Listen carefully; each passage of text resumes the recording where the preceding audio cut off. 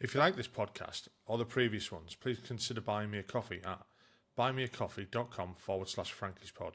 It just goes to help fund the software and the hosting.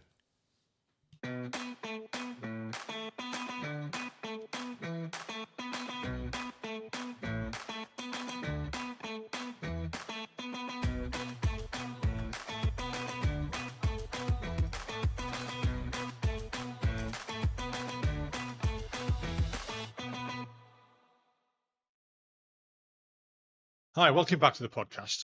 This evening, I'm talking to Tracey Cruickshank. I said that right, didn't I? Yep. Right, brilliant, because I have mispronounced lots of names. Right, again, like I said before we started recording, thanks a lot for coming on and agreeing to do this podcast You're with me. welcome. It's just the same normal 5 questions I ask everyone. Yep. Where did you grow up? Why did you join the military? What was it like? Why did you leave? And what have you done since?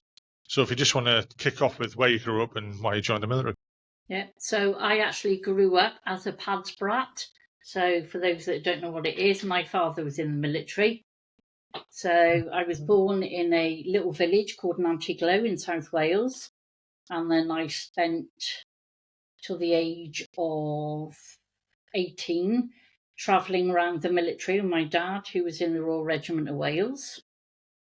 So most of my life I grew up in Germany. Yeah. And then at the age of 14, I found it hard going from different military school to military school. So I then asked to go to boarding school, which I did, which was St. David's Ursuline Convent in Brecon, which is what the regiment used. And I hated it. Absolutely hated it. Why? Because they were very cruel.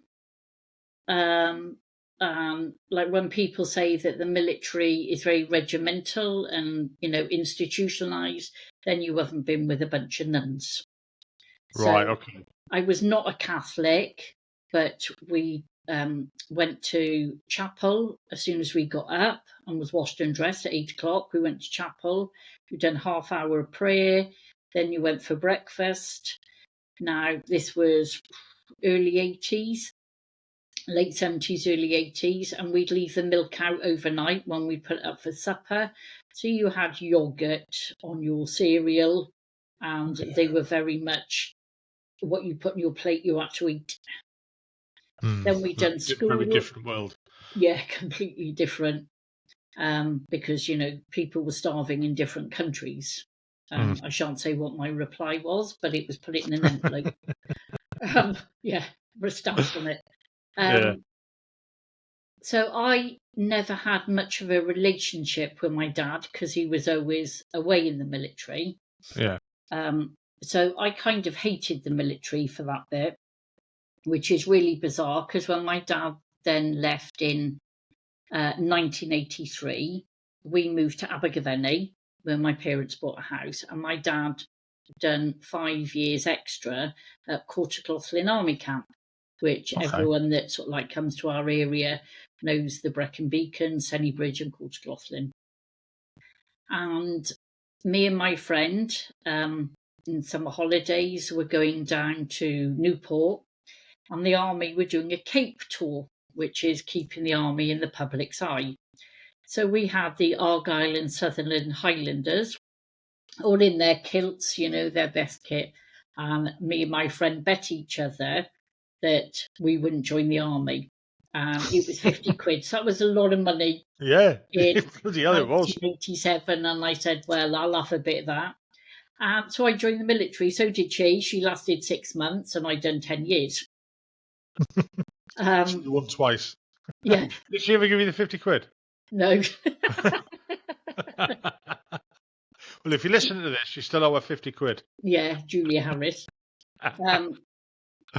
So I then joined, went for my selection, and I quite enjoyed it, even though, like, I hated my dad for being in it. It kind of gave you a sense of family. I hated basic training. Looking back, we did have a laugh, but at the time I hated it because you'd be Well, it's not there to be enjoyed, really. It's no. to knock you down and build you up. Yeah, which looking back, I think is a fantastic thing. And if the military was the military that I joined, would I rejoin again? Oh yeah, definitely, without a shadow of a doubt. And So just go back a bit to growing up and moving around, and you said yeah, you couldn't handle the change in schools and stuff like that. I mean, my kids were the same. You know, we moved around. Probably not as much. I mean, we moved as a regiment. I don't know if your father's regiment did as well, yeah, or every they did. 3 years. Yeah. So we would move, but we could stay there 7 years. I think the longest we ever stayed anywhere was 7 years. And so the kids got settled. And again, when we were moving as a regiment, and the kids were going all, they were all going together. So they grew up knowing each other in the regiment and stuff like that. But I spoke to a girl, or a lady, when I started doing the recordings, and I asked for, I've asked for a volunteer, the Pads Brat to come on and do it. And I asked her about, moving in schools and stuff like that, and she said that was the worst thing Yeah, about it all. Not like my dad was in the army and we had to move all this, that, and the other. She got to go to some fantastic places. She yeah. grew up in Berlin and places like that. But it was the schooling, having to move this, that, and the other. And then going into civvy schools when they get posted back to the UK. They're not in a service school, That so was exactly the same yeah, as me. the schools don't appreciate what the families are going through. Because Yeah. I did ask her about what was it like when your dad you went away a lot and stuff like that. And the way she said it to me was, well, we didn't really notice it because we were shielded from everything, and because everybody else was in the same boat. Everyone just got on with it. The mothers who were stayed behind and stuff like that kind of shielded the kids from So anything I that can could give a be. different intake on Yeah, that because when we were in Lemgo with the regiment, so that would have been 1981, 82, 83, around that period. My mum helped run the pop-in, which was local sort of like naffy cafe kind of yeah, area. So that when the wives came into camp or to the doctors or the shops, they got to see their husbands. And we were quite close to the actual base rather than being posted out. hmm My dad was a colour sergeant then. And I remember me and my mum quite vividly watching the alarms going off, the sirens, people knocking on the doors because they were doing. Do you remember the rocking horses they used to have in the regiments? active edge and stuff like that. Yeah, Yeah, so yeah, they do like mock wars. And yeah. me and my mum sitting out the bedroom window watching them, not realising that we should have woken my dad up, for my dad to have gone. And I found, yeah, and I found that quite frightening Yeah. because to me, I thought we were going to war. I thought we'd been, I know it sounds daft because we were No, in no, no, Germany, no. but I thought we were being invaded by Russia and the Germans and we were going to war against the British. Yeah. And it was like, oh my God, what the hell is going on? And in the morning, Dad got up for work and Mum said, John, you slept through all the commotion. So my dad got jailed for 3 days because he missed it. So you got no pocket money that week. What? But I Never got any remember pocket the money. fallout from that quite Yeah. clearly, that my dad was shouting at my mum, and then, I'm going to get jailed. And he did. I remember him having quite a hard time because when my dad used to do guard duty, he used to be able to come home at lunchtime. But we didn't see him for 3 days, and I remember that affecting me. Mm. Mm. But the schooling, I found hard because when we'd moved from Germany to the UK, I'd be 2, 3 years behind in schoolwork. Yeah. They had no understanding or empathy towards it, and we'd have like 3 months to catch up on everything, and I just couldn't do it anymore. Yeah, I mean, I've kind of seen that when I've done my final post and we come back to the UK, we kind of realised that as good as the service schools were, I don't think they were as good as like state schools and stuff like that. Yeah, So my daughter was coming up to 16 at the time, and we sat her down and said, look, we'd like to put you back a year in school to give you a better chance, and to catch up. So because if you go in now and try and do your exams, you're not going to do very well. And she agreed. She was quite happy with it. So we were lucky that when we spoke to the school, we said, we want to do this. We come from, we just left Germany, and they were fine with it. So she was like the oldest kid in school at one point. It was weird for her. Yeah. But no, it did her well going back a year. She got her qualifications and stuff like that. Yeah. So what made you pick the branch that you went into when you decided to join? I went into the QAs because I liked caring. Yeah. I'm quite empathetic, and I like helping people anyway. And I've always had that ability, even sort of like when I'd help my mum out in, the coffee shop or on like school holidays. Of course, we couldn't be left because we were children, so we got to work with my mum in a care home. Mm-hmm. So I enjoyed doing the nursing side. And that's what made me then, when they said, did I want to go into the WRAC and go down that side, or go into the QAs and go down the nursing route, I chose the nursing route. So you got to choose that after you joined, or was it the same? Did you? I'm going in that to do that straight away. No, that was at the careers office. Oh, right, okay. So yeah, it was. Well, you can either go down this side, do signals, do whatever engineering, or you can go down nursing. So I chose the nursing route. And what year was that you joined? Sorry. August 1989. Wow, I've been in 4 years then. Oh. I was, I think, in 89. What was I doing then? I'd gone AWOL. Oh. I was AWOL at the time. Yeah. I had a bit of a colourful career when I was a young soldier. Put it that way. Didn't do me any harm, I don't think. But thank God there was no social media. Yeah. Oh, I mean, I got married while I was AWOL. Wife at the time fell pregnant. I'd signed on the dole. I was doing employment training as an electrician, and I got caught because I was, let's say I was a little bit inebriated, and I got lost. And I was trying to find my way back home, and a policeman stopped me. And for some reason, he like kind of, where'd you live, blah, blah, blah. So they checked me up on the radio, and went, you don't. And I just said, all right, I'm AWOL. And he just went, oh, God, how long have you been AWOL? That's about 7 months. And he was like, oh, no. Because if he said it was a couple of weeks, I'd have let you go. He was an ex-squaddie. He says, I can't let this go. Come with me. I was like, oh, God, there we go. Did you have to go to MCTC? Yeah, I got nicked in the northeast, and my regiment at the time was down on the south coast at Thorney Island. We moved back from Germany, and I went AWOL. So they'd been down there for quite a while. I got sort of Catterick. I was put in the guard room in Catterick for a couple of nights till they come and pick me up, took me down there. Because my wife was pregnant at the time, they thought I'd try and do a runner again. So I was put under close arrest for 68 days before my court-martial.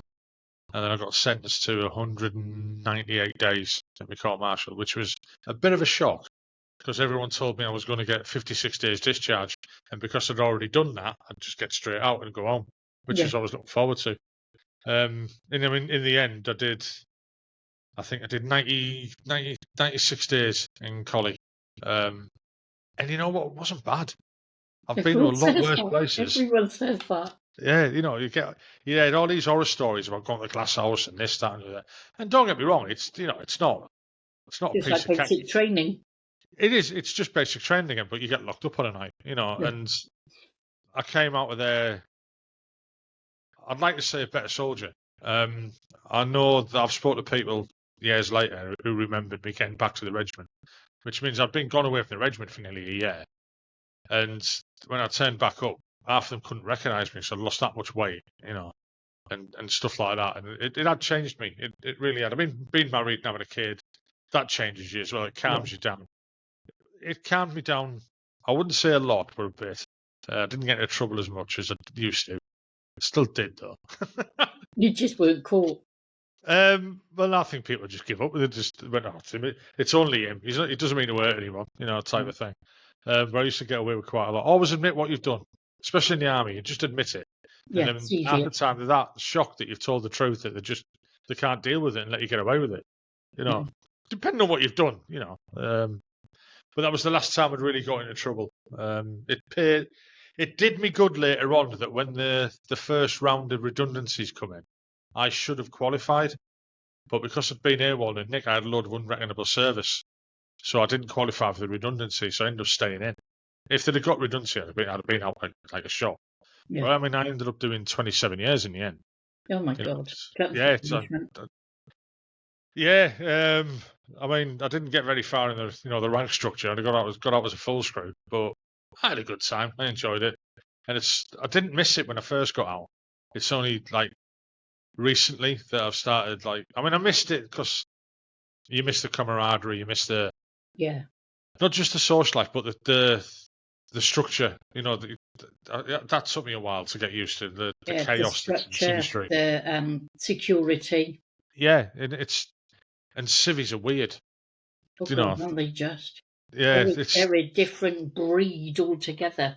well, I mean, I'll, I'd like to spin that the other way around. We're the different breed. They're the normal Yeah. people. We're not. It's just that supposed to be able to fit into We're their world. unique. Yeah, but and some of us can't fit into their world. Some people do. They I have no don't fit issues in at a all. box. I don't fit in a box. So, what was it like once you'd finished training? Then, did you go Well, to basic training? You got a nurse's training. yeah. So basic training we done at Aldershot. Yeah, That was an experience because then we got introduced to the paras. yeah, yeah, Um, and we only done 6 weeks, so we didn't do as long as like you lot did, the blokes or yeah. the WRAC. And then we went up to Catterick then to do our trade training. So we were at the Duchess of Kent Military Hospital. And I'm sorry for everyone else listening, but I hated Catterick. The Really? I hospital, mean, the I've never been posted there, so I couldn't give a comment on it. the hospital itself, I liked the accommodation. Well, it is what it is. But the whole time I was up there, it snowed. And Ugh. it's in the middle of nowhere. Yeah, it is like. I mean, I know the hospital because I had an operation on me. I had shin splints, Oh, compartment God, yeah. syndrome. Um, I had it for years, and they just kept saying, "Right, you're overweight. Here's some brufen. It'll be Yeah. all right, fine." And then got posted to Germany, and they went, "Actually, no, you've had this 10 years it had gone on."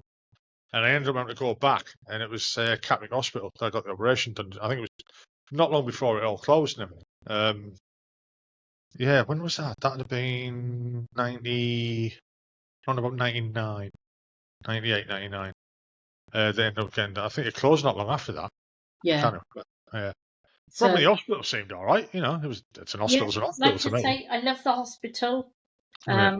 I loved everything. Just Catterick itself was bloody freezing. It snowed the whole time. You lived in the Brecons. It's bloody raining all the time. Yeah, I didn't expect it. Do you know what? The weather was worse in Catterick than it was in Abergavenny. Hey, it could have been worse. You could have been up at Otterburn. That's got its own weather system Oh, completely. God, yeah, I know. Yeah. Yeah, It's like somebody's got a thermostat and it's, they're in green. Turn that down. yeah, Turn the rain up. Type of thing. It's just, I mean, I live not that far from there now. It's yeah, about 40 minutes, half-hour drive, really. And I took the kids up there, the grandkids, a few months back, and went for a drive out. And it was weird as I was driving up that road, I was seeing things that I hadn't seen for a long time. Like, recognise that. And I was like shrinking into my seat. I know you're like, yeah, just kiss it. Well, it's funny that you say that because my daughter had a friend come over from Belgium. And of course, everyone knows the Brecon Beacons, Pen y Fan. Yeah. So we took him on. He said, "Oh, I'd like to walk it." So we parked up by the Story Arms. And he said, "Oh, is that it?" And I went, "No, that's where the civvies start and walk up." I said, "But the mountain starts all the way down there." And he's going, "What?" I said, "It's all the way down there, down past that reservoir, past the..." And he went, "So why are people only walking sort of like from here?" I said, "They're civilians, love." I mean, when I did junior leaders, Yeah. like 1985, and part of the adventure training side of it, and they took us up the fan dance, walked up Penny Fan, Yeah, and I'm walking up, and it's like false crests, isn't it? I know. So you'd be like, oh no, it's, the top's on it. Oh no, it's not. Oh, another one. And we had like full kit on, and it was killing it, the young lads and that. And there was people walking past us with the dogs. I You're just know. like, what the hell? What are you doing? Oh, morning. Like, what? What's going on here? I know. And they There's look as people fresh running and as a stuff. You're just like, daisy, bimbling. yeah, you're just like, what the hell's going on? Yeah. So what was it actually like training as a nurse then? Fun, nerve-wracking, and scary. So the reason being, I didn't do much training before I got sent to the Gulf. Right, okay. So I got to my posting, which is BMH Rintel out in Germany, in January 1990. And then in the October, we got sent out to the Gulf. Well, we got sent to Satan Camp first in Chester Yeah. to do our training. And now I understand why it's called Satan Camp. Yeah, I've never been there, but I have heard quite a few stories about it. So I broke my ankle and continued to do my pre-Gulf training on crutches.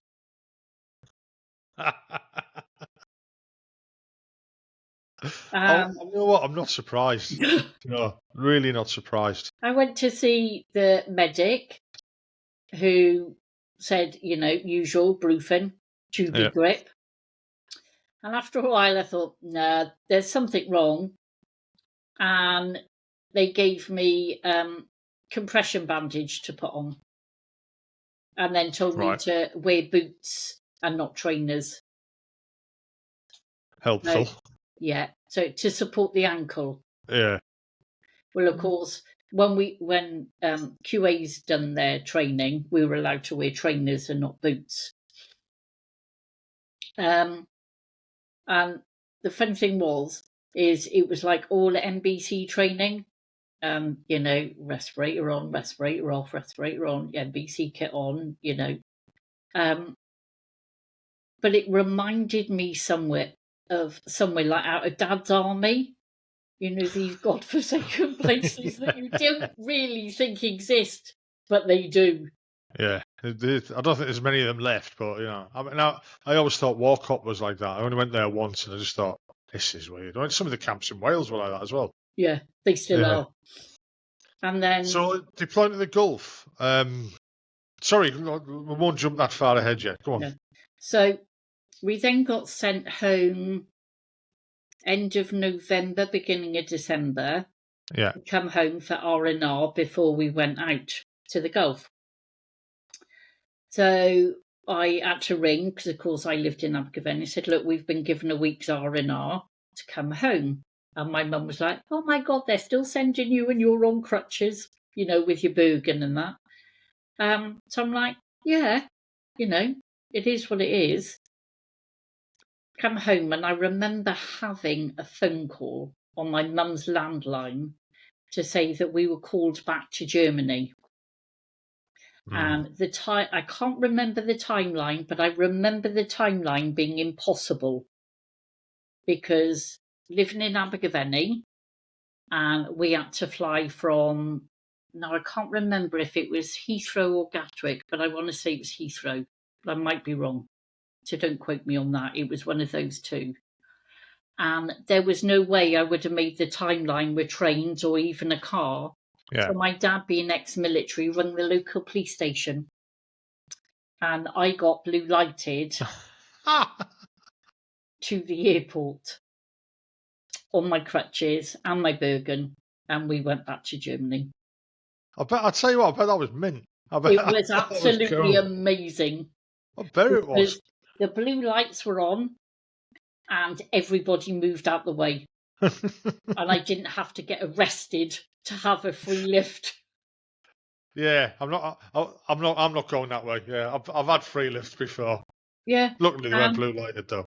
Yeah, and they were lovely, because we had to pull into one of the services, and I can't pronounce it properly. It's Newbury Services, Cheverley, on that sort of like M4 bit. I was in my military kit, and blue light. I went in, and they picked us up at McDonald's, and I sat in the passenger seat and was blue lighted. So yeah, I have got photos to prove it if anyone wants proof. And then it was, I think it was New Year's Eve, because we were called, because BMH Rintel,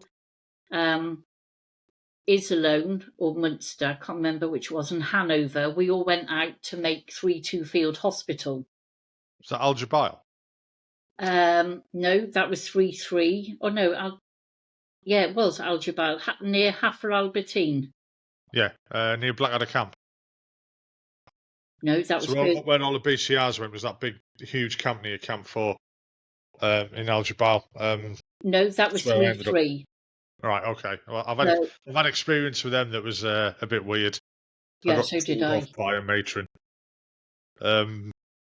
Yeah, I will tell this one. I don't think I've told this one before. Go on, then. So we were there as BCRs, and I got deployed as a casualty replacement to go up to another regiment, and the rest of the battery was with. They'd gone out for a range day, and there was 3 of us left. So we had to meet up on the parade square on the vehicle park, and there was the big American buses, school buses, the yellow ones. There was one of them there, and we were loading the Bergens on top of it, and I had my legs wrapped around the railing at the top, and I was leaning over doing the bags, and it snapped. And I fell off and landed on my elbow. So it shattered my elbow. I was agony. I've never felt nothing like it before. But I ended up going down to the field hospital. And this matron come up and said, right, undo your combat jacket. And I was like, no. Take your combat jacket off. Said, no, I'm not taking my combat jacket off. She went, you've got to take your combat jacket off. I have to look at your arm. I said, I'm not taking my jacket off. Because what I couldn't say to her is I had lots of illicit books secreted around my body, let's say, and she got me a combat jacket and unzipped it, and out fell all this let's call it reading material. Yeah. And it just hit the floor. She took one look at them, called me a pervert, and walked away. She was not happy with me at all. I went it's hard to pick them all up with one arm. But no, it was quite funny. But even then, broken elbow, I was given a sling and some painkillers and told to crack on with it. I was like, "What? I just broke my elbow." No, there's nothing we can do. It has to heal itself. Off you go. So those buses. Yeah. Okay. So we were at down by Al Jabail when we first got there, and we were living in a warehouse, and we had the vaccination parade and take your NATS tablets. Yeah. And I had a reaction and my throat started to close. So they took me over to 3-3 Field Hospital, where they kept me in for 2 days and said I had glandular fever type thing. Not anaphylactic shock. Yeah. But I can't remember, because I don't think the air war had started, but there was an alarm going off because we got made to go underneath the beds. And I kept thinking, what the hell is this bed going to do for me? I think it's going to use a bomb. Yeah, it's going to bounce off the mattress. Yeah. Yeah. And then I remember then going up, because Advance Party had gone up to set up the hospital. Yeah. But I remember the hospital having to be taken down very quickly and removed because they'd gone too far forward. So here's a question for you. Who builds it? We do. Right, okay. I didn't know. I thought you'd have brought pioneers in or something like that to do it. I mean, I know it's all tend to slip together and stuff like that, but... Yeah, we do have the engineers with us, obviously, and they're JCBs and everything. But so a hospital's got to be up and running within 24 hours, fully operational. Wow, that's a stretch, that, isn't it? Yeah, so we have an Advance Party. It goes up and does it. So engineers, electricians, nurses, doctors, CMTs, HCAs, everyone is sort of like roped in. And I know they were expecting a lot of casualties. We were, yeah. Yeah. But we had no offence to the Irish Rangers, but the officer that was taking us up, because the advance party had gone up already. Do you remember the MSR, the main supply route through the middle, and how chock-a-block full it was with equipment, ammunition, tanks, the lot? So this Irish Ranger Major decided that we'd go up the coast road. And I must say, we had some fantastic scenery. Lovely resorts, lovely sandy beaches. And it was like, oh, I wouldn't mind coming back here, different time, not war. Yeah. And then we started to come to like, I don't know, like demolished buildings. And then I remember it as clear as day. There were signs, Al-Kuwait, 20 kilometres. And we're all thinking, oh, there's a little town called Kuwait as well. And people in the front of the bus was telling him, is this the right way to go? And he's going, yeah, got the map. And we started going through checkpoints. We got to an American checkpoint and they were going. And we used to call the locals chogies. Apologise if it offends anyone. He turned the bus straight around and we lost the back end of the bus with our kit on because we had actually seen now I'm not artillery or anything, but they're the big guns that face the enemy. As a defence thing, we seen them. And it was like, no, we shouldn't have gone there. But we made the Sun newspaper and the Mirror. British Army nurses try to end war peacefully before it starts. And I've still got the cuttings that my mum cut out. Oh, God. Imagine if he's had. Well, yeah. And it was like, what's going on? And he's like, oh, wrong turn. So it's like, everyone's like, because we've got, a lot of our kit is up on the top, but there's also kit behind us that we've just left there. Yeah.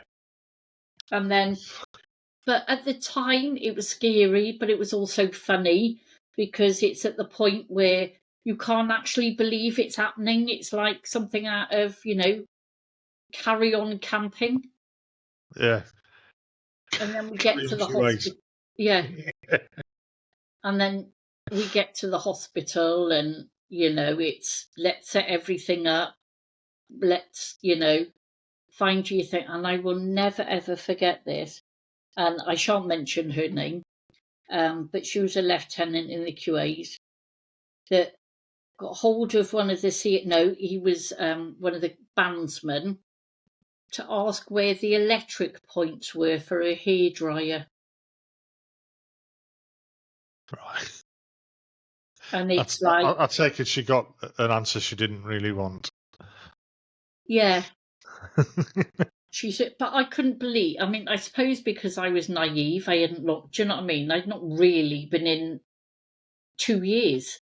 Yeah. And there's me sort of like shipped out. So I'd never seen anything like it. So when people say to you, do you want to go camping? Rough camping, that's glamping to us. Yeah. But they came with full makeup on and I'm like, really? Perfume?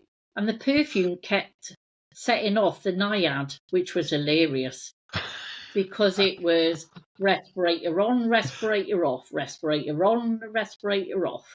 The beep horns going off.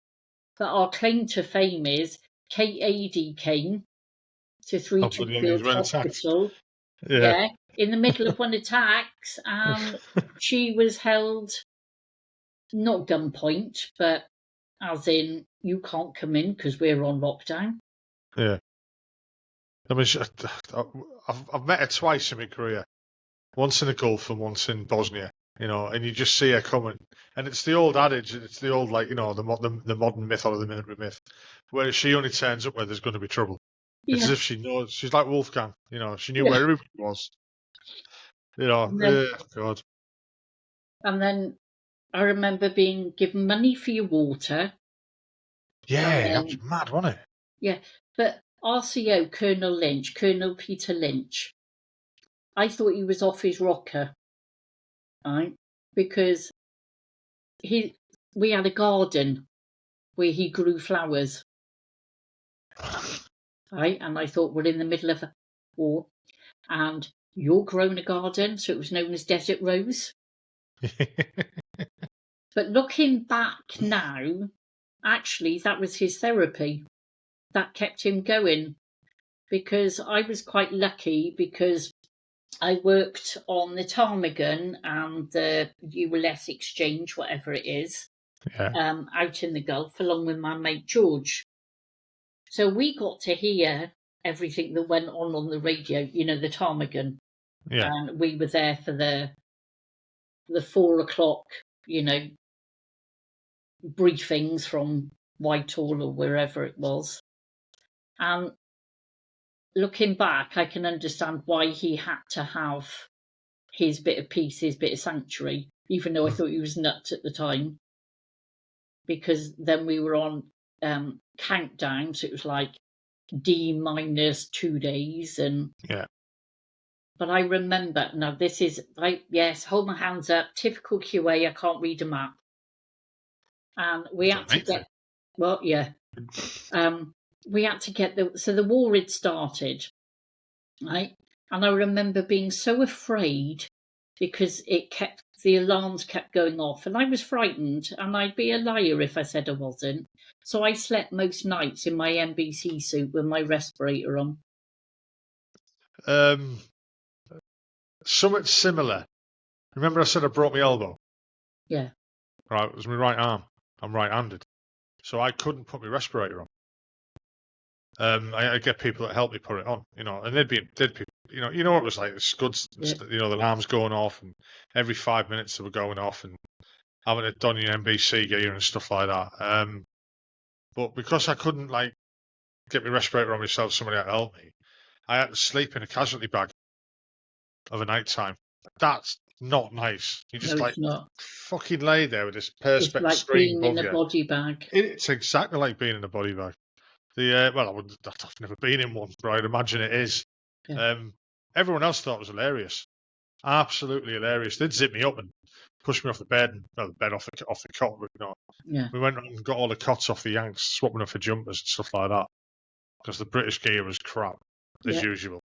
But we'd have them alarms going off 2 or 3 times a day. And when we first turned up Blackadder Camp, there's rows and rows and rows and rows of tents, and in between the tents there's trenches for you to jump in and stuff like that. Yeah. And I remember, like, the first night we got there, the alarm went off, and of course we're all like fucking headless chickens, respirators on, full kit, running out, diving into this trench and stuff like that. And then looking around, you look further up the row of tents, and there's the guys who've been here a couple of months or a few more weeks or whatever, and they're just stood there having a smoke, because they're near the other end of camp. Is near Camp 4, which was the American one, and they'd be getting the all clear coming before our alarms had gone off. Yeah. And then after being there like a few weeks, it was our turn to look at the new guys coming in, jumping into the fucking trenches, as we're just going, don't worry about it, lads, nothing's going to happen.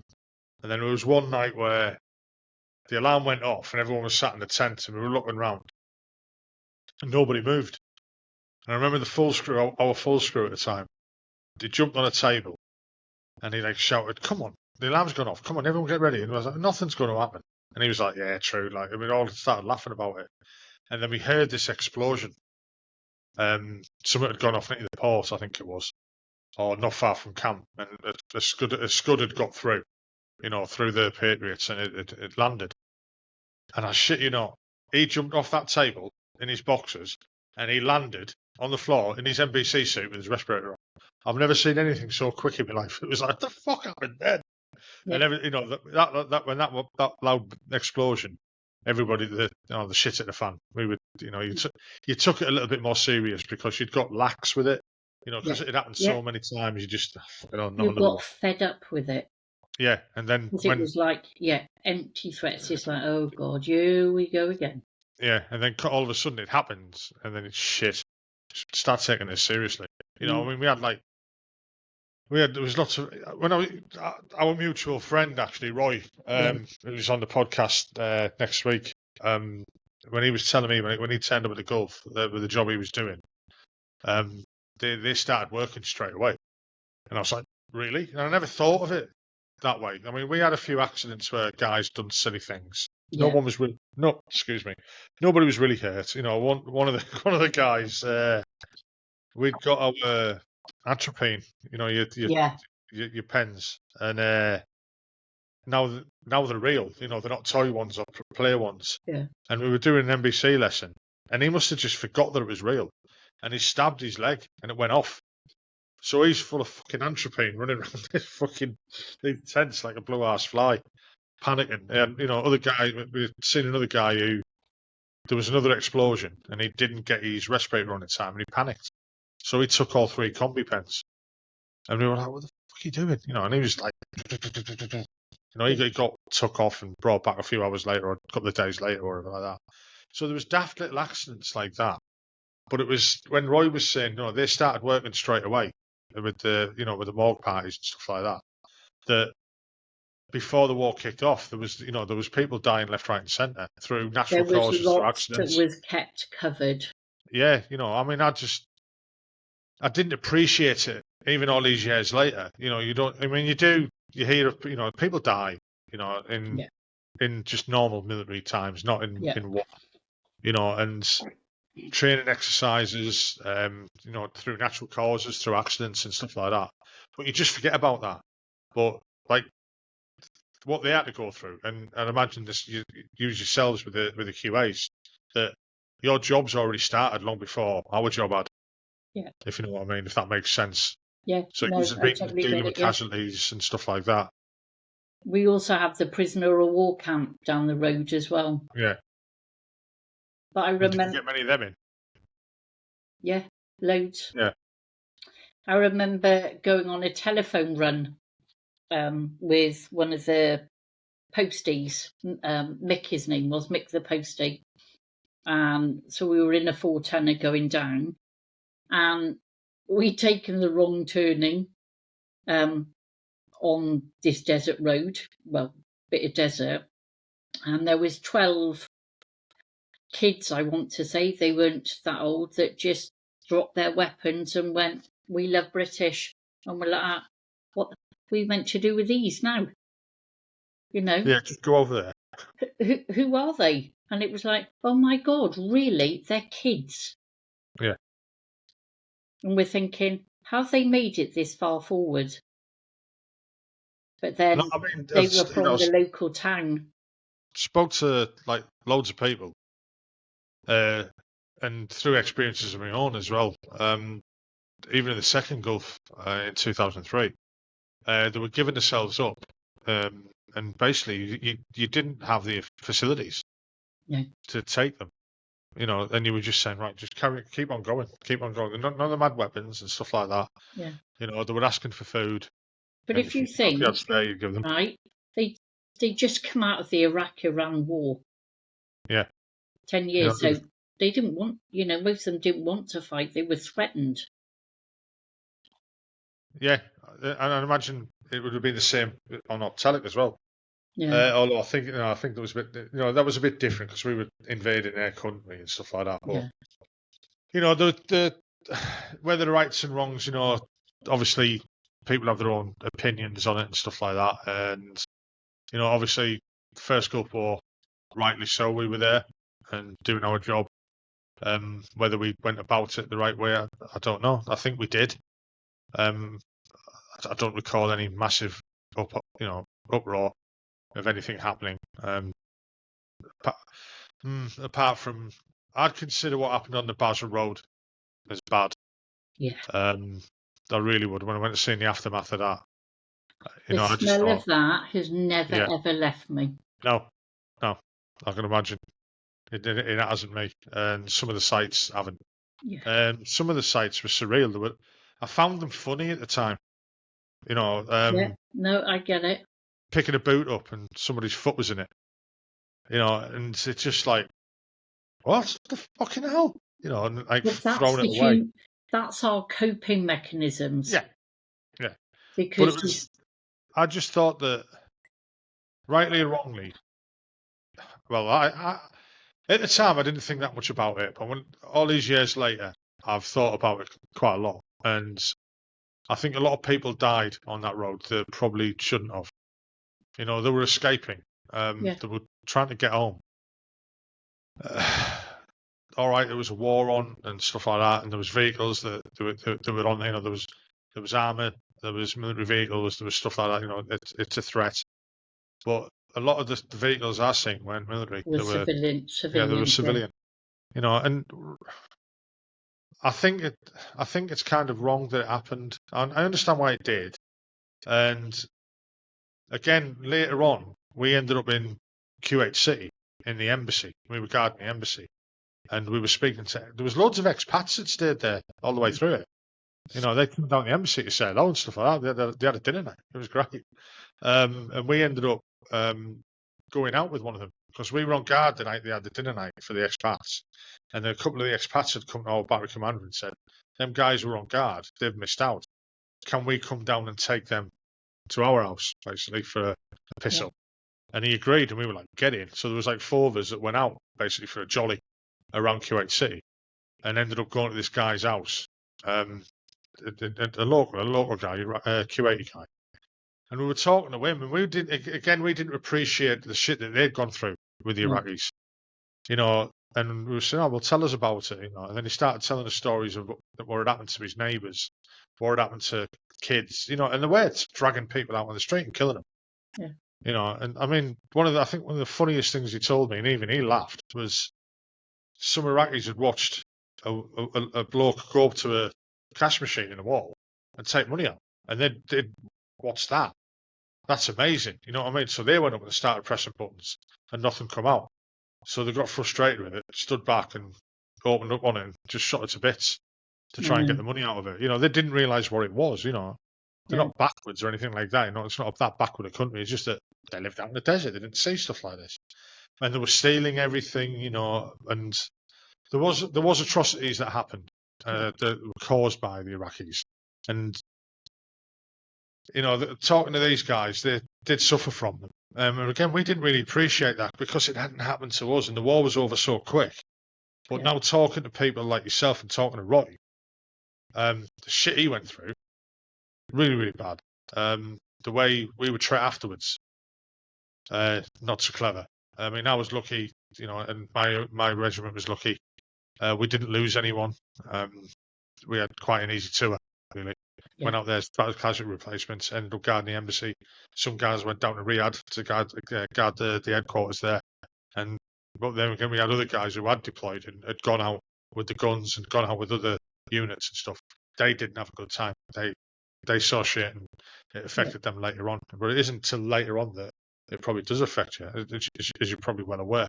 Yeah, it's not. So, like, what was it like then with dealing with the casualties that did come in, the Iraqi ones? You know, not so many, the British ones and stuff like that. So the Iraqi ones and that were mainly head lice and scabies, and they were like, I don't know, it was heartbreaking. Yeah. Because they were kids. Most of them were kids. Ours is hard enough, but you try not to think about it at the time. Yeah. But one of the most frightening things, and I was frightened at the time, and I won't be lying, is we had to go and get now I don't understand like the ptarmigan thing, but we had to get this PTD filled, taken out, and go and get it changed. Right, so you put a temporary one in or whatever it is, and then you've got to go to a central and a trunk node. So we get on the comms, and he gives us a grid reference, and I'm like, I'm back in QA. Give me an idiot's guide. So we had to go through the 2 towers that were on the MSR. then turn 90 degrees for so many clicks, and then you would see it. You'd see this landmark, and I was like, it's in the desert, what landmark? But apparently there was a dishevelled truck. We would see it, and then we'd have to turn 45 degrees. So, one, being a female in Saudi Arabia, you're not allowed to drive. So I had to have a bandsman with me, who was 17. Also, being a QA, I'm non-combatant, so we have to have a guardsman with us. And 3, you have to have a weapon because the PTD fill is top secret. So I had an empty pistol, right, and a whistle.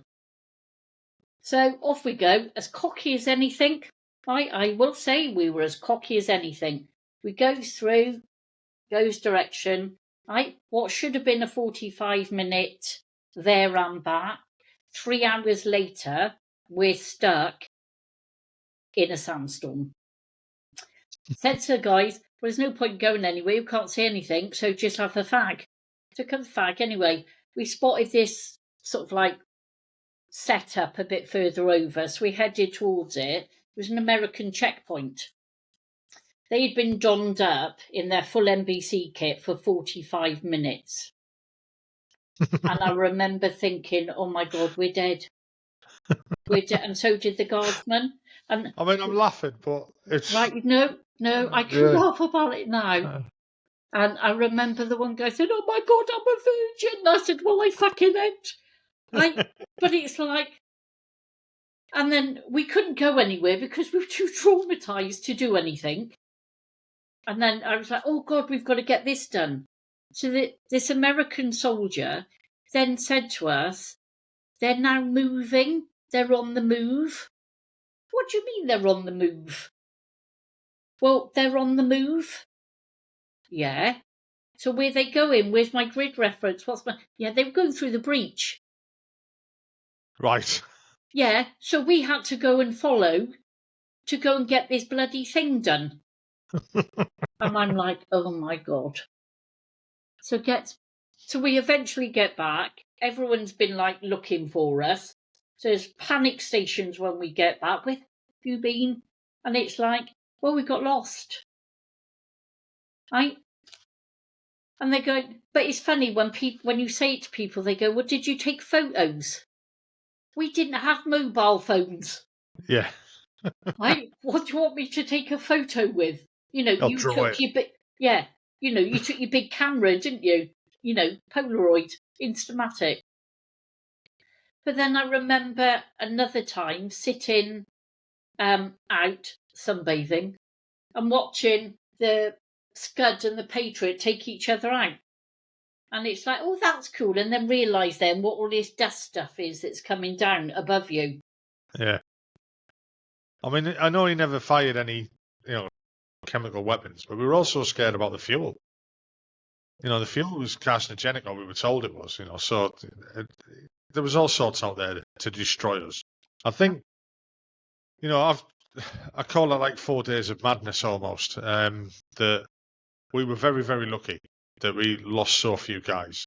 Yeah. It is what it is, really. There was, as Roy's story from, that'll be out next week. His story opened my eyes to. It's all right for us, but it's not all right for them. There was lots of them killed, and it is sad when you think back of it.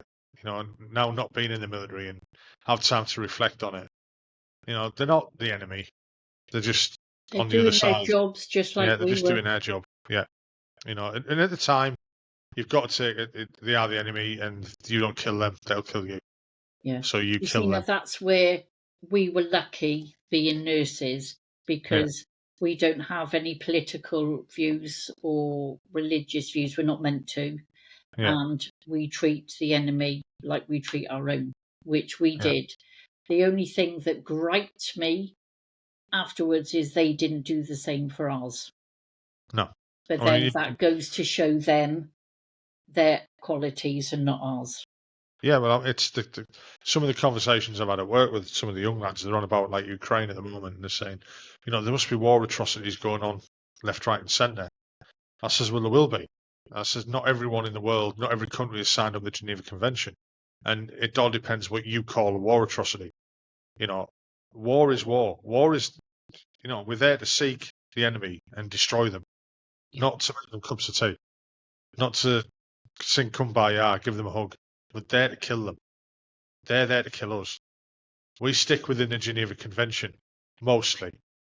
Things are going to happen. Things always happen that will push the boundaries, and it's come out, even from Iraq and Afghanistan, the boundaries were stepped over on certain things. Yeah.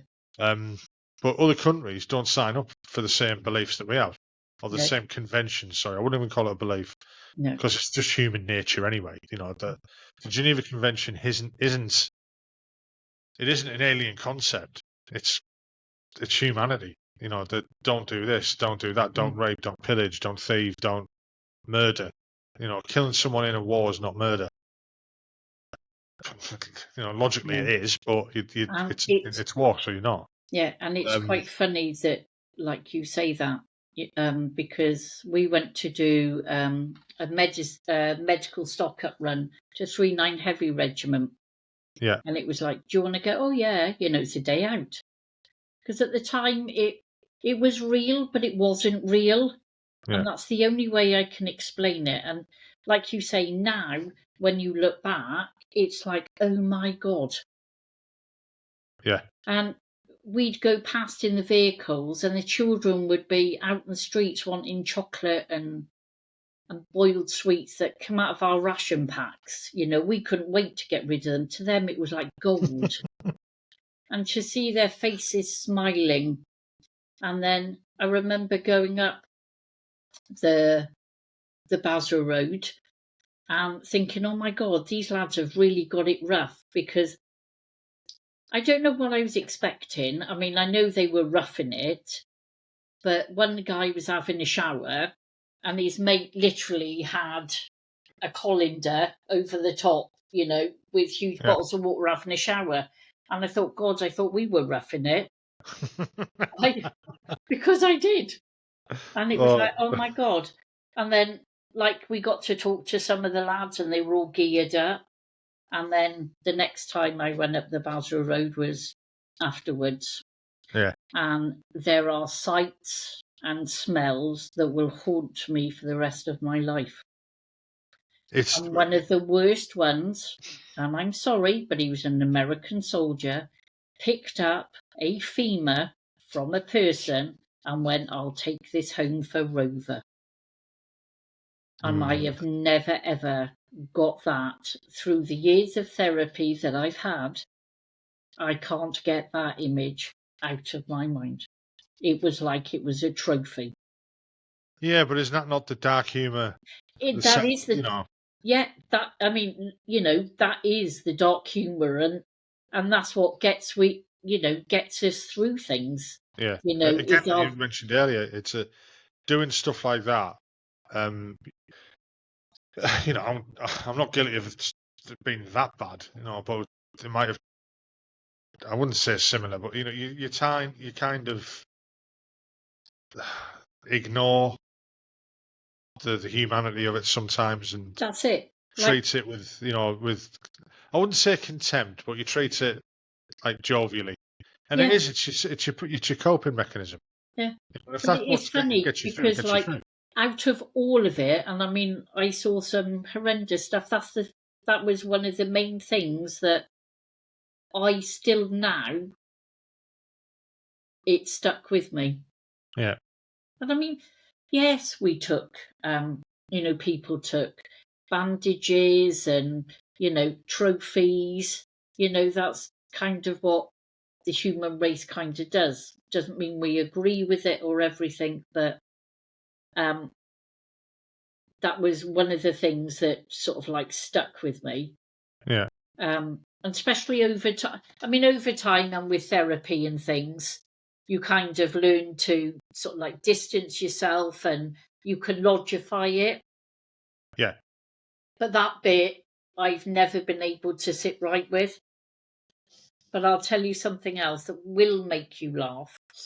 So we were on dry rations, typical army rations, but the Yeah. patients were all on fresh food. Jammy buggers. Yeah.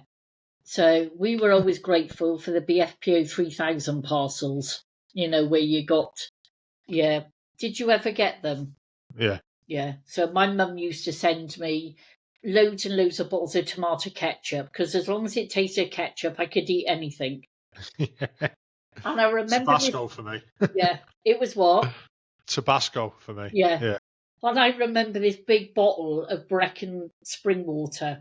And the RSM said to me, "Oh, Webby, I haven't had that for a long time." Opened the bottle, it was all bloody vodka. I was like, "Oh my God." But he didn't say anything. I got away with it. He just confiscated it.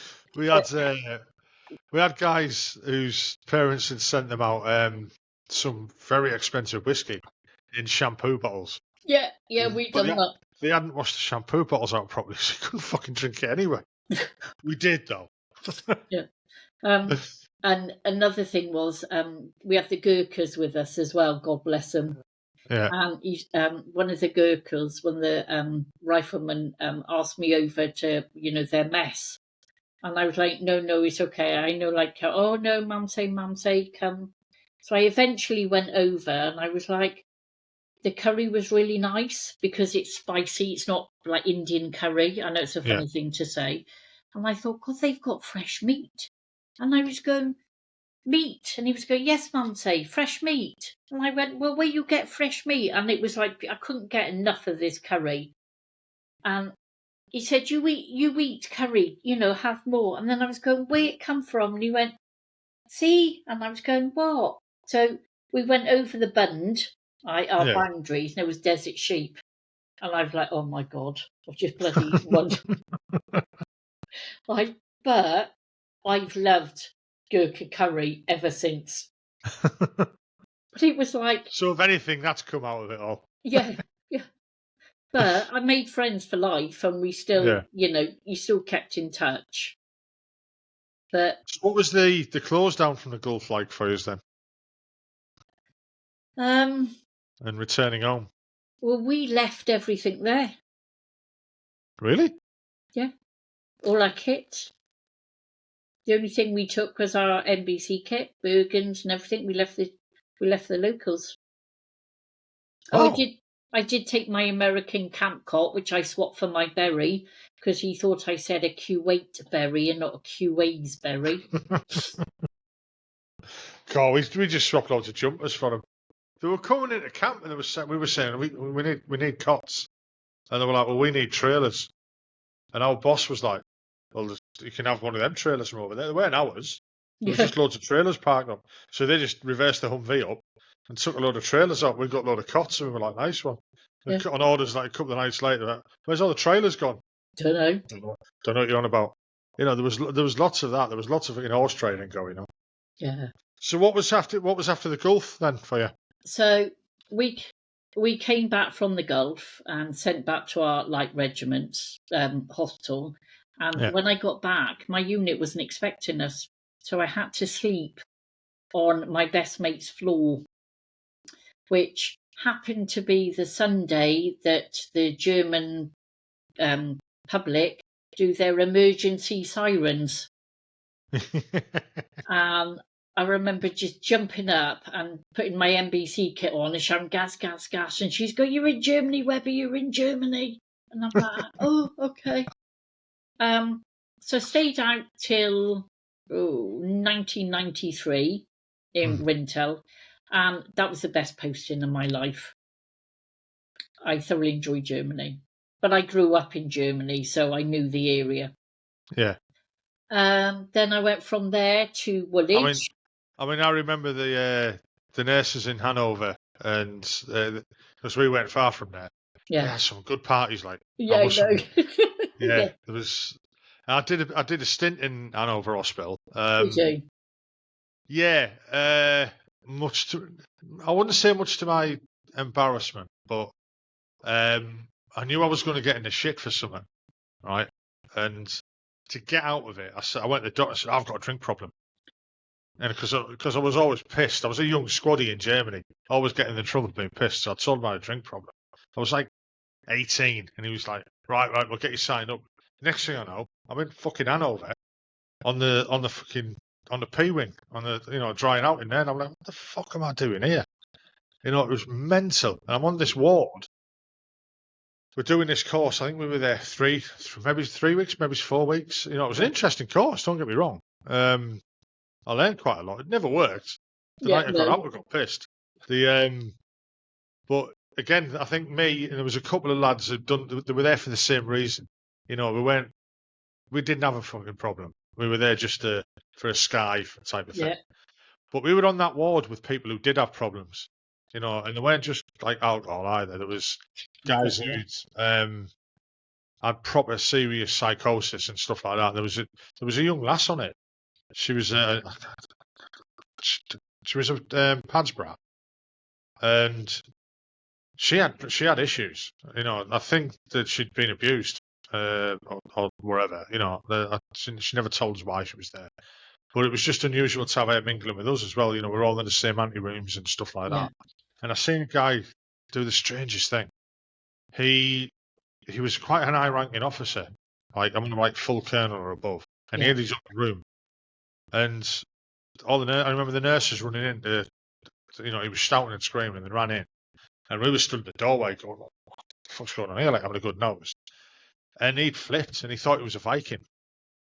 So, and they were all trying. He was still on the bed, and they were all trying to get on the bed and get him down. And he thought they were pirates, so he was kicking them all away. And then he dived into the water head first and just split his nose. His face just split open. I know we shouldn't have, but we were rolling around, pissing ourselves, laughing at him. No, it was just dead funny at the time. Yeah. And even the memory of it now is making me giggle. But it wasn't funny. You know what I mean? You were just like, fuck.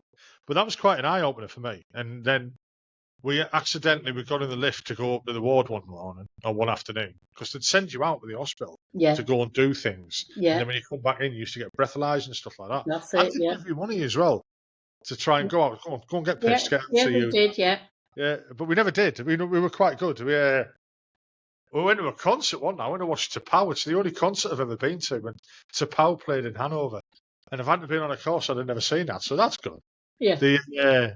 But we came back and we got in the lift, and there was a few QAs in there and a couple of medic lads, and they were pressing this button with a key, and we were like, "What's that like?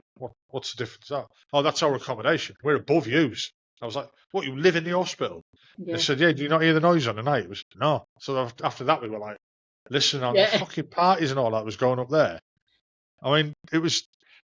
I'll always remember this. They were on about different trades in the military that had the highest percentage of, let's call it alcoholics, because that's what it is. Yeah. Or people who have, drink problems. And they were asking us, we were saying, "Oh yeah, infantry." And I'm like, "No." Artillery, no. Engineers, no. Oh, I've no idea. And they were like, QAs, the medics. And we were like, "Well, why?" And they said the highest one was the pharmacist guys. Apparently, for some reason, the guys who worked in the pharmacies, it was that stressful or whatever it was. But they all ended up with like drink problems because of it. And I don't know if that was the boredom as well or what, or just the constant partying. But it was the medical sides of the army that had the highest percentage of people who had drink problems, and I don't know why. I remember being in Woolwich, and I worked on Ward 7 and 8, which is orthopaedics and rehab, my favourite ward. And I had to go and cover a couple of shifts on Ward 5 and Ward 6, which is psyche and the alcohol and drug rehabilitation. And I thought, well, I know you lot. I go drinking with you lot. What bloody hell are you doing in, you wimps? And like their COs had, sent them in for rehab. And I thought, I can drink you under the table and carry you home. And then I thought, oh my God. And it was like doing like the group therapy where we'd have to sit in with, and thought, oh my God, I better give up drinking. So I did. Yeah, it's like, I mean, I got out of there. And like I say again, I only went there for a skive. Yeah. Yeah. And I got back to the block. I got back to the regiment, and it was Friday afternoon, and everyone had knocked off early. So I walked into the accommodation, went back to my room, and wondered where everybody was. So I walked in one of the lads' room, and they're all sat there with yellow handbags. And I said, "Oh yeah, no, Frankie's back. Frankie's back. Yeah. Do you want a beer?" And I'm going, "No, don't want a beer. No, I've just got out of hospital because of it. I don't want a beer." And that was it. Everyone was trying to get beer down us, and I was like, "No, not having a beer." And I walked out the room, went back to my room. I had a plan. I had a plan. Okay. So I went straight up to the Battery Bar as soon as it opened and walked in, and of course everyone's there. And do you want a beer? I was like, "Fucking yes, I do." And I had a free night. Thank you very much. It made no difference to me whatsoever.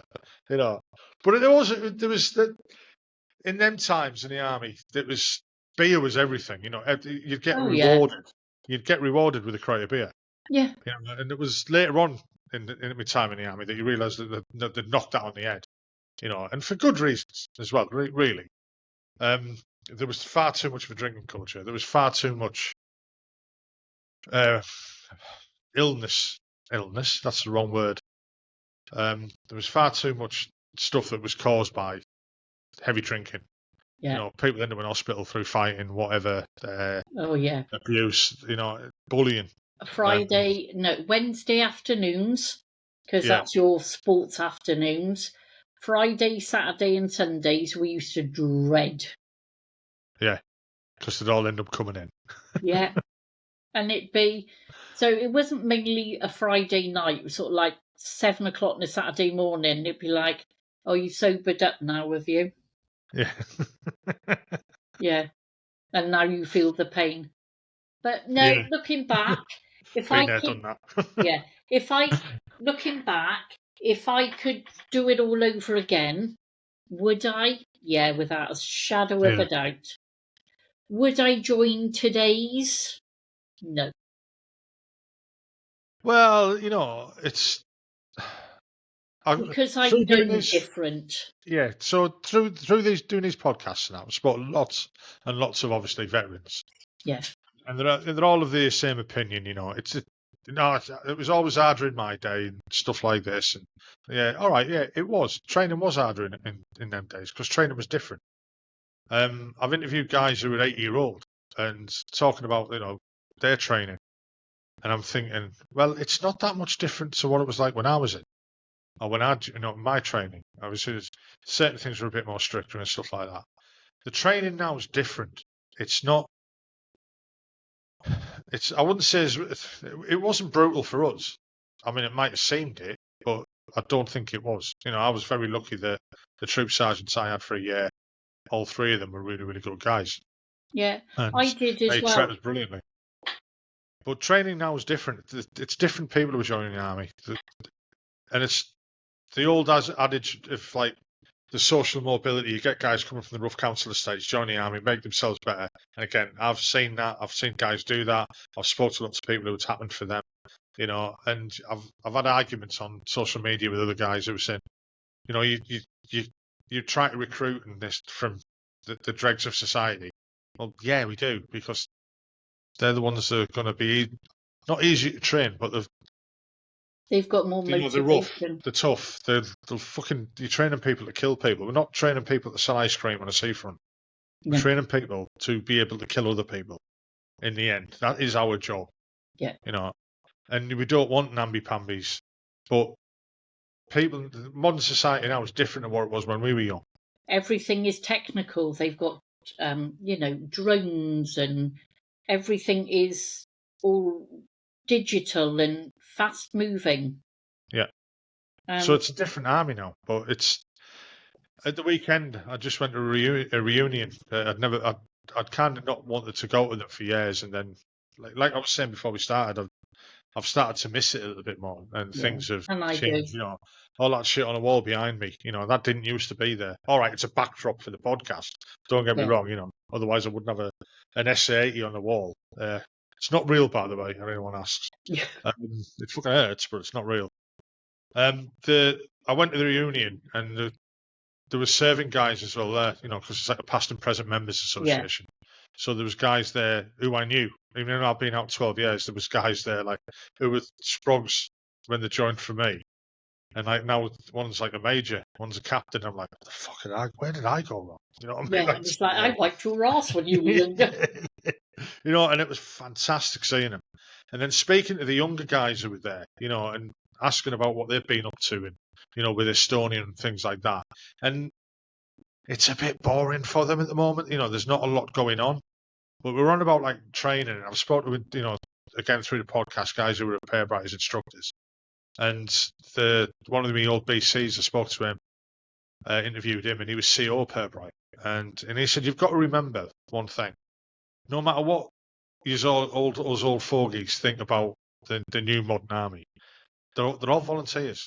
You know, they've gone down to the careers office and decided to join the military. You know, whether you think it's different and easy for them or not, it doesn't matter. I've They've just done a volunteered to do it. testimonial for my friend's son. Yeah. You know, to go in. Yeah. Especially a few years back where people were joining the military while Iraq and Afghanistan was on. They were joining knowing they were going out there. Yeah. You know, they would be out there within a year of joining the military.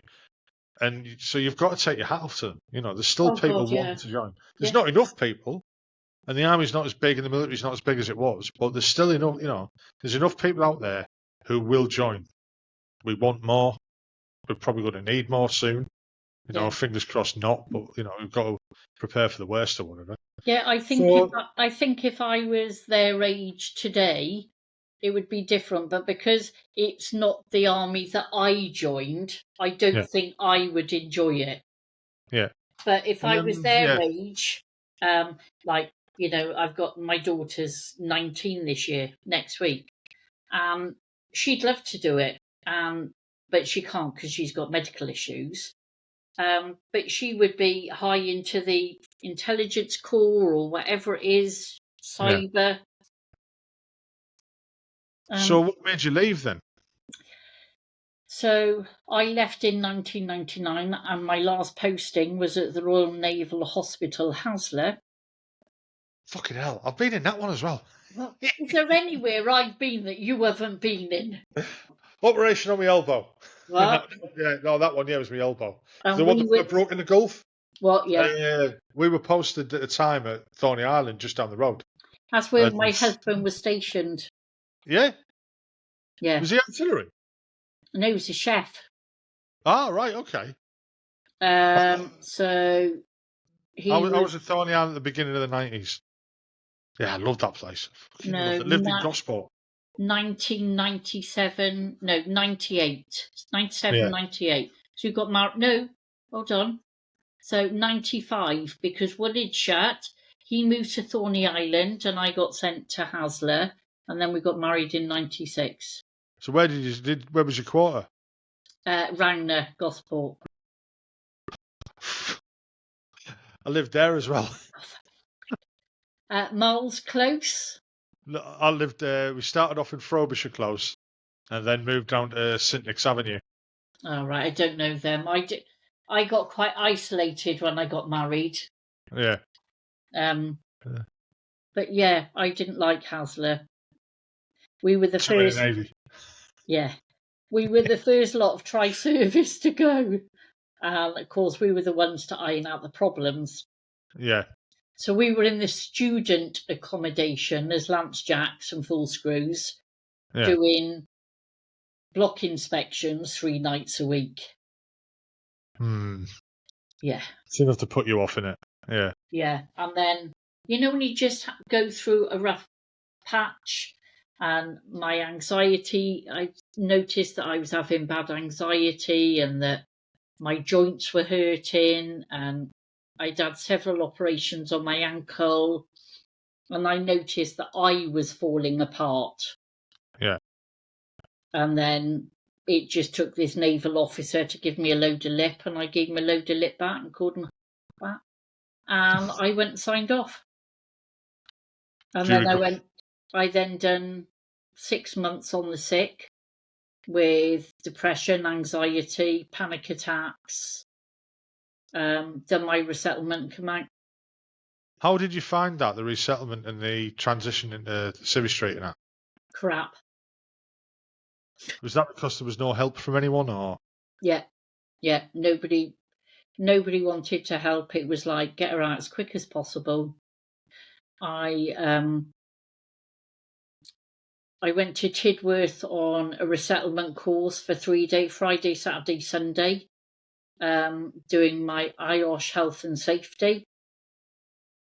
And that was all I had as resettlement. All I had is I didn't have any help to transition into Civvy Street. It was because I went out on the sick, if you see what I mean. Yeah. There was no help there. I hear that a lot through these. A lot of people have suffered the transition into Civvy Street. Some people haven't. I found it hard. It caused issues with me in my marriage later on. Yeah. It attributed to me not gelling well with being in Civvy Street, and all of a sudden I found that I didn't want to leave the house. I didn't want to. I could go to work. I could go shopping, stuff like that. Things with a purpose. But I stopped going out to for meals. Stopped going out with the missus for a drink and stuff like that. She'd be going, "Come on, we'll go next door," and I'm like, "No, I'd rather just be here." I felt as though I didn't fit in. Yeah, so I had a job lined up, which then fell through because of the anxiety and things. So I didn't work for a year, and then I went and worked for the local NHS hospital, Neville Hall. I'd done 2 years on the ward, and then I started having chest problems, which I thought I was having a heart attack, but I wasn't. Again, it was or mental health.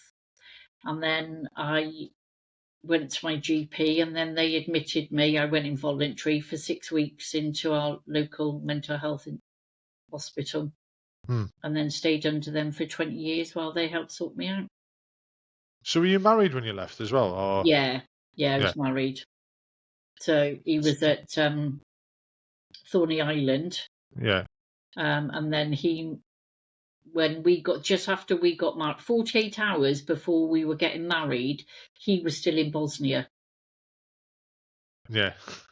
He was meant to be on a flight the week before. Yeah. But they kept delaying it, and then we got married on the Saturday, and they flew him back. They flew him to Northern Ireland on the Monday, and all his colonel kept saying is, "Oh, but you understand because you're in the military." And I felt he took the piss because I was in the military. Yeah, they don't give a shit. No, they really don't. I mean, some of them do. I mean, most of the guys I've worked with are a bit lucky that they did. But there's still a lot of people out there, and a lot of people serving now who really don't care. They're just, it's career.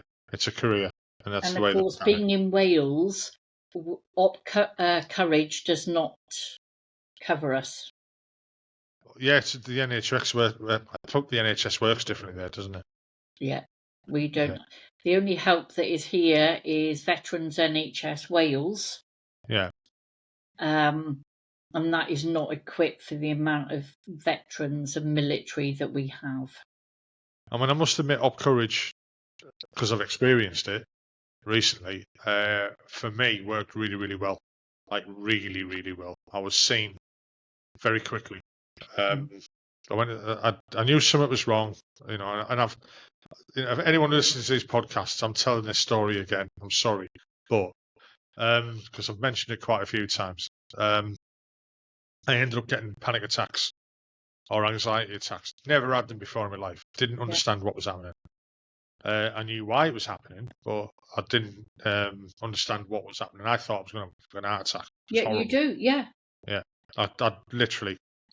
It started at a certain time and it stopped at a certain time while something else in my life was happening. Yeah. And I went and seen the nurse because I was getting blood tests getting done for me diabetes, and I just mentioned to her and said, "What do you do about seeing someone about mental health?" And I think she was a bit taken aback. She was a healthcare assistant, really, and I think she was just a bit taken aback by the question.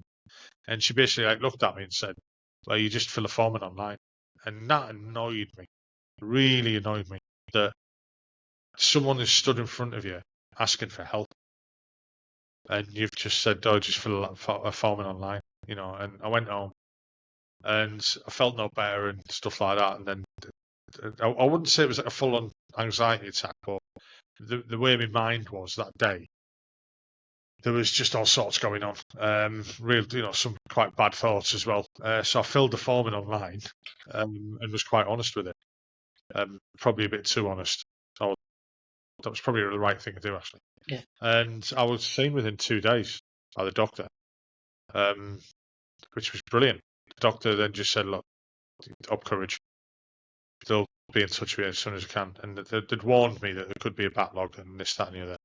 Within a week and a half, I had a phone call from an assessment team, an NHS one. They assessed me over the phone. Really, really lovely woman. And she went, "Yeah, we agree. Up courage. You need it." I was like, "No, you know, it's that old thing. I'm all right, man. It's fine. It's all right." Because you felt a bit better. It's just a phase. Yeah. Well, you know, and again, it was talking to the doctor, talking to this assessment, the lady on the phone doing the assessments. We're on the phone for over an hour, you know, and just talking helped. It really, really, really, really helped. And then the guy from Up Courage got me on a Zoom call type of thing, and it was like doing a podcast. So I was quite comfortable. Yeah, and he was like, "Yeah, you know," and I kept saying, "I'm fine. There's lots of other people out there who are in a worse state than me. You know, they need the help. I don't." And he was just like, "You do." "No, I don't." He came out and see me. They ended up putting me onto another team, which was the East Durham Veterans Association, and they seen me within about 3 weeks. Might have been sooner than that. My timeline of it all is like all over the shop, really. Yeah. And I went down. I did my first session on the phone. It was supposed to be an introduction. We were on the phone for over an hour. She was like, "Well, you've just had like half a session of introduction and half a session. You know, it's been really good." I went down, seen them 3 or 4 times, and when I went back down the last time, I just walked in and said, "I'm fine. It's helped. It's helped me." And then they were like, "Yeah, we can tell. You know, the way you're just walking around, the way you're behaving is better."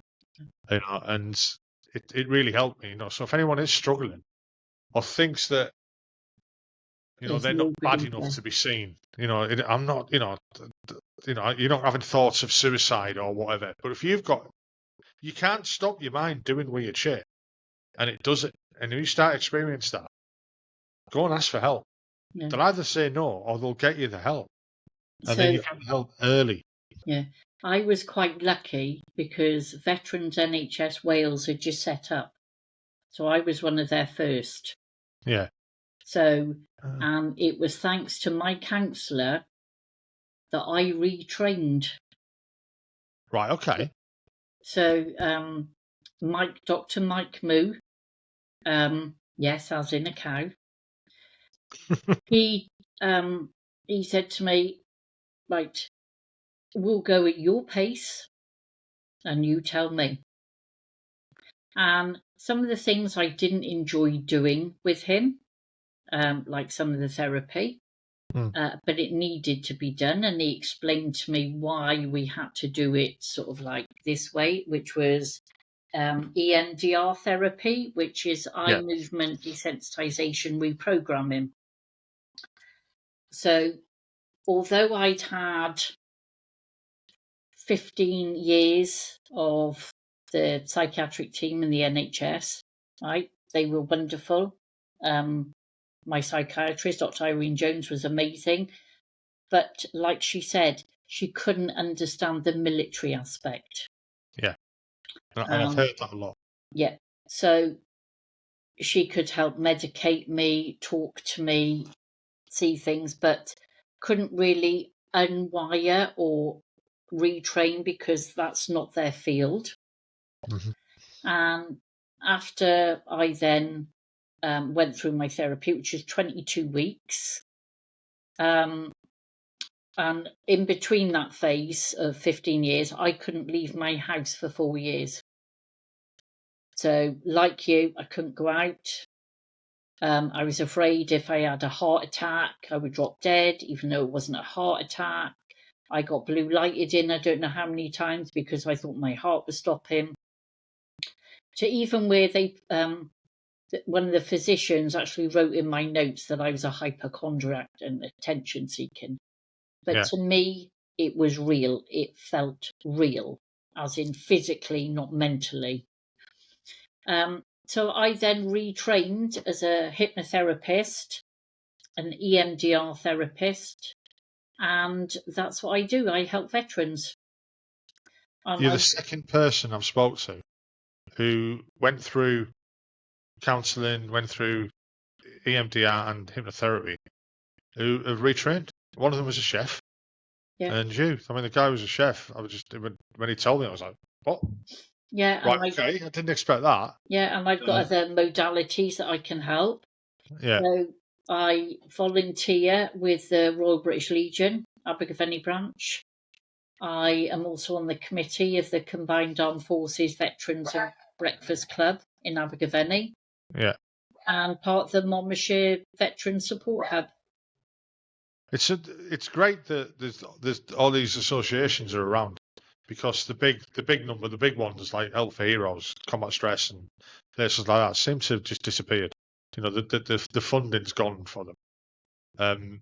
Iraq and Afghanistan aren't in the newspapers. Yeah. You know, we're not seeing all the guys. Fortunately, we're not seeing the guys coming through Wootton Bassett anymore. Yeah. You know, which is a good thing. Thank God. Yeah, the fucking hell used to break my heart. Oh, I went to one because I felt I needed to. I couldn't have. They bought 12 and all I done was break my heart. I just felt I needed to pay my respects, give my thanks. I know it sounds weird, give my thanks. No, because I know exactly what you mean. made it back and they didn't. Yeah, I mean, I think about it now. I mean, just then I had to have a quick breathe in. It's like, you know, it's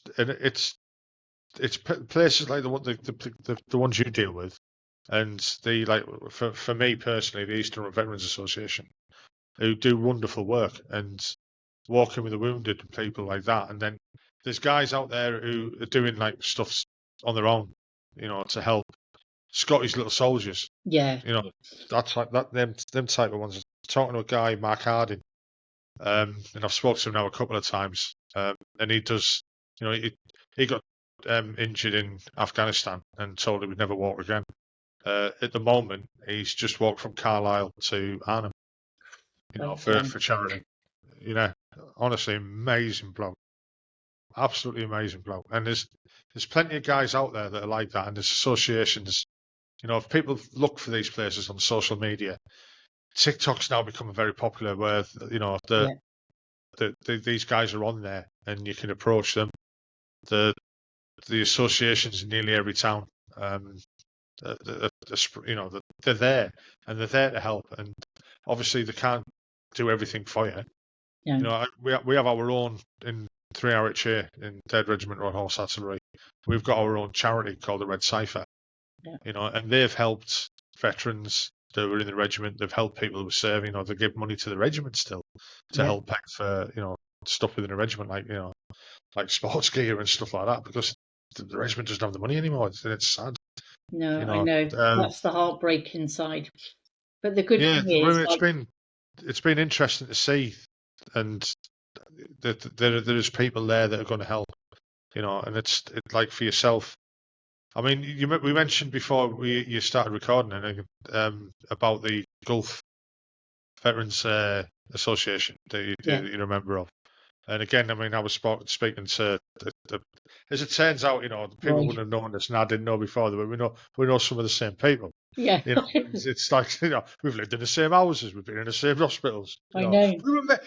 Was it fate that we should have met? You know what I mean? Yeah. Yeah.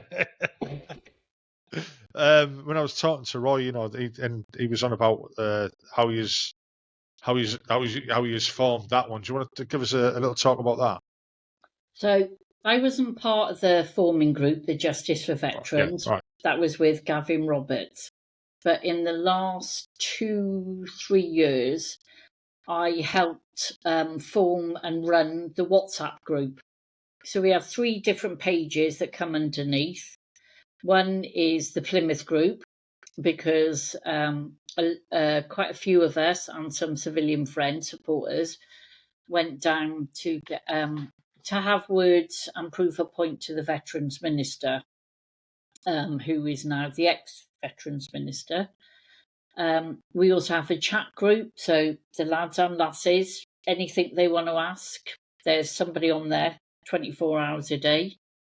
And we also have a live feed, so things are going through the courts at the moment, so we can't openly discuss that, but lawyers are in place and cases are going through court at the moment, and these are the test cases that will then open the doorway for everybody else. Yeah. So we've been quite lucky with some of the MPs, Ben Wallace being one of them, who helped support us and get our cause with Gulf War illness, whether you personally feel it's vaccines or environment or whatever. The Justice for Veterans group is also there as a website. So there's always somebody there that will answer your call. You can join the WhatsApp group. I can quite happily send you the link if you want it, if anyone else wants it. And you can partake as much or as little as you want to. It's up to you. There's no pressure on it. Just it's a group that's there to help you with the legal side of things, as well as the chat side of things, the army banter, which, as you know, we have very black humour. So, yeah, that's what it's there for. I mean, touching on that about Gulf War Syndrome, Gulf War illness. Yeah. It was always like conspiracy theory to me to start with.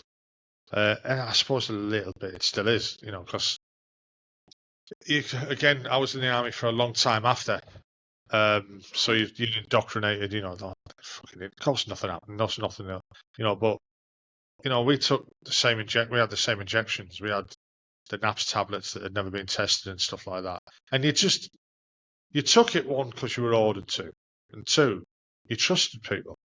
Yeah. You took them because you trusted them. I mean, I remember walking through a tent and with both sleeves rolled up, and it was just cubicle after cubicle after cubicle. And you walked through, and you got jabbed, and you got jabbed. Yeah. And you thought nothing of it because I trusted the guy who was telling me to go through because he was my sergeant major. Yeah. And he was trusting the person who was telling him to tell us to go through. Yeah. So there was a lot of trust, and and again, it's the army. You do as you're told. Yeah. But things looked. What made me think differently about it afterwards, after a while, was one, everyone's med docs disappeared, type of thing. And that's not a conspiracy theory. That happened. Yeah. Your yellow card. They disappeared. Mine rose from the ashes because I've actually got MOD headed paper that states that mine were burnt in the fire. And then this year, you can now apply for your army documents, med records, vaccination cards, hospital records, service records online. And mine appeared. I might have to look mine up. From the ashes. I was lucky. I kept mine. Well, I did. Well, you see, I photocopied all mine before I left, but then they vanished and got burnt. I was given my docs to go to an hospital appointment. Here's your docs, hospital, take them with you. Yeah. Don't open them up. Don't read them. Yeah.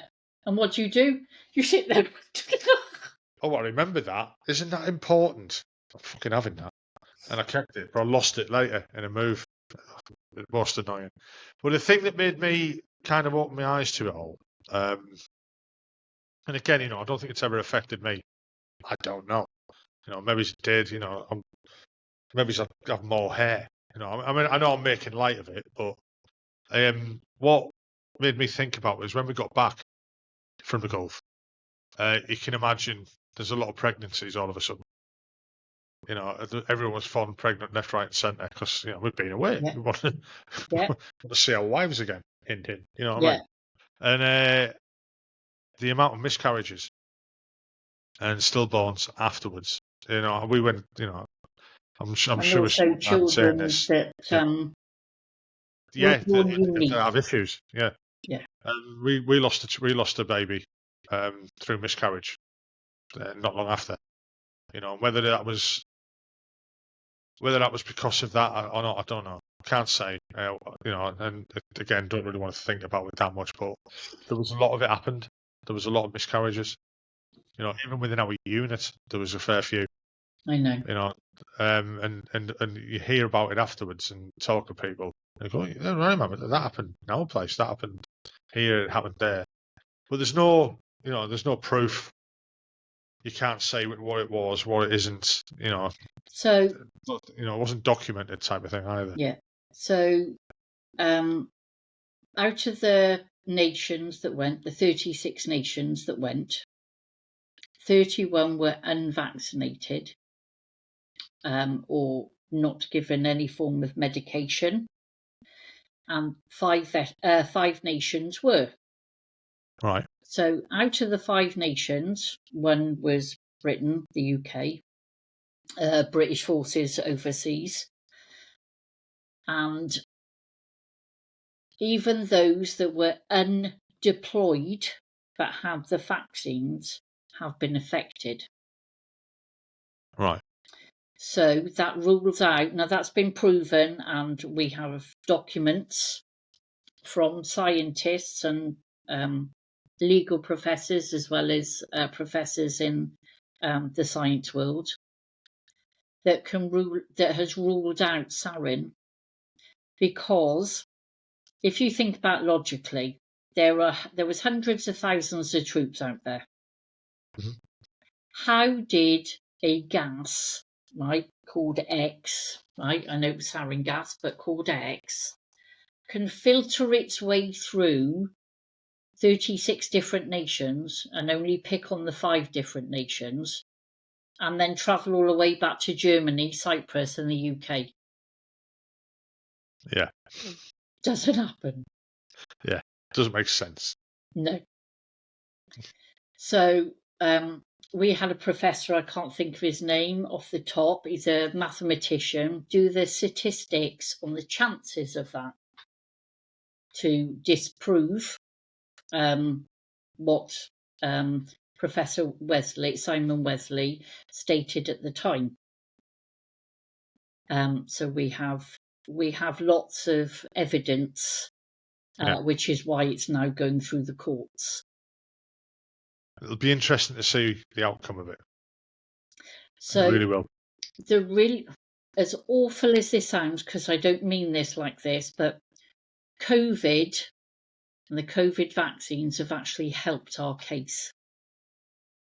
Right. Because again, it's a vaccine that has caused a hell of a lot of complications and ailments in people as well as deaths.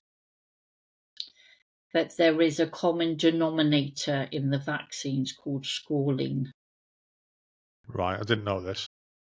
And squalene is one of the adjuvants, so it is put in with so an adjuvant means it's mixed up to help the chemical compound, which is why there's a huge COVID codeine vaccine inquiry. So that has helped our case. Right, okay. I mean, it's be interesting to see the outcome of that one as well. I mean, I know quite a few people who refused to have the vaccine. I had it.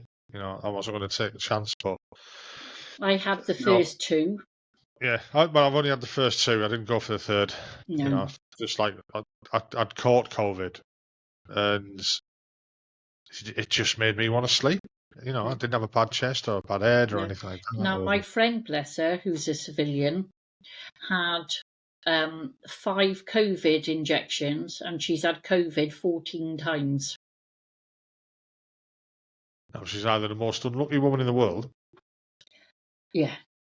Yeah, it's. I mean, I don't want to stray off topic and go down, go down the COVID route. Could be here all day with that one. But so that's where Justice for Veterans is. But I can more happily give you the details offline after recording. Yeah, I mean, send me the details, and again, when I post this, I'll put them in the show notes underneath. so that people who've listened to it can go and look it up and get in touch if needed. And of course, you've got the National Gulf Veteran and Families Association as well. Yeah, I mean, there's some great groups on Facebook as well. That's how I found Roy. Yeah. I approached him on there. The thing with the thing with some of these groups on Facebook and TikTok and places like that, there's some fucking toxic people out there who they just don't understand sometimes. When someone posts something online, sometimes they're not doing it for glory, self-glorification. Posting. Roy got a lot of shit off people in one of the veterans groups because he posted pictures of, whether rightly or wrongly, he posted pictures that he'd taken during his job in the Gulf. Yep. And a lot of people took offence to them, saying he was just like, you're glorifying their death, and stuff like that. But he wasn't. Scroll past. It's his story to tell, and he has the right to tell it. Exactly. And the reason I went so hard to get in was because I looked him up and then seen his story, and I was fucking traumatized just by reading his story. And I got in touch with him and got him on. And I spoke to him last night about it, like I told you. I wasn't going to do his podcast. I wasn't going to put it out, but I worked hard to get it out, and it'll been out by now. It'll easily been out next week. But I think he's got such a strong story to tell. Not just what happened in the Gulf, but what happened to him afterwards and the way he was treated by the military.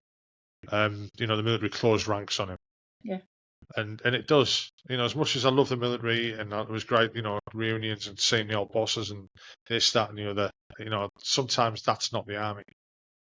That's not the military. The military is the higher up, the fucking glorified atmosphere of the higher echelons that decide, Whitehall and wherever, and they decide, they say, right, that's not going to happen. You've got to put a crush on that, put a damper on that. Yeah. And it comes from the civil servants, it comes from the Houses of Parliament. We're not people still. We're just numbers.